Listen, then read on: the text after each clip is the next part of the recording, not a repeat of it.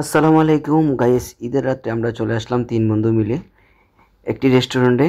তা আমরা এখানে সেন্টোস খাওয়ার জন্য মূলত বসে রয়েছি। তাই রাত্রে প্রায় এখন বাজে 3টা।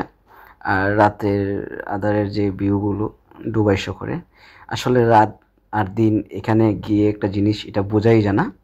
দেখতেছেন এরই মাঝে দুবাইয়ের যে রাস্তাঘাটে গাড়িগুলি চলতেছে রাতের বেলা। আর আমার পাশে সাকিবও বসে রয়েছে, বসে বসে একটু কষ্ট অনুভব করতেছে যে কালকে তো হিত, আমরা কি করব। এটাই পছন্দ করো না বলো। তো বাইকে কেন লাইক কমেন্ট করতেছো?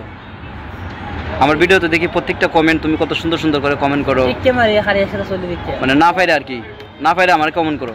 তো এরকম ভালোবাসা দিলি চলবো, এর চেয়ে বেশি ভালোবাসার দরকার নাই আমার, এর চেয়ে বেশি ভালোবাসা চাই না আমি।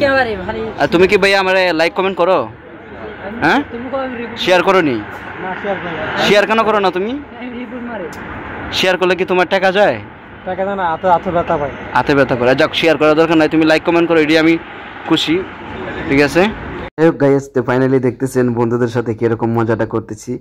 আর ওনারা মূলত আমরা লাইক কমেন্ট নিয়ে কথা বলতেছি, একজনে বলে লাইক কমেন্ট করতে গেলে হাতে ব্যথা পাই। যাক, এটা হলো সবচেয়ে আন্তরিক কথা আর কি, মনের একটা অনুভব আর কি।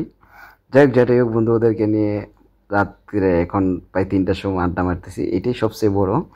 আর আমাদের যে বন্ধু বান্ধব আছে সবাই একটু মজার মজার কথাবার্তা বলি। আর ফাইনালি আমাদের দেখেন, আমাদের সেন্টোস চলে এসেছে, আমরা যে সেন্টোসের অপেক্ষা করছিলাম। তো গাইজ, ভিডিওটা কার কাছে কেমন লাগছে সবাই কমেন্টে বলে দিবেন। আর নতুন নতুন ভিডিও পাওয়ার জন্য লাইভটিকে শেয়ার করে সাথে থাকুন। ধন্যবাদ সবাই।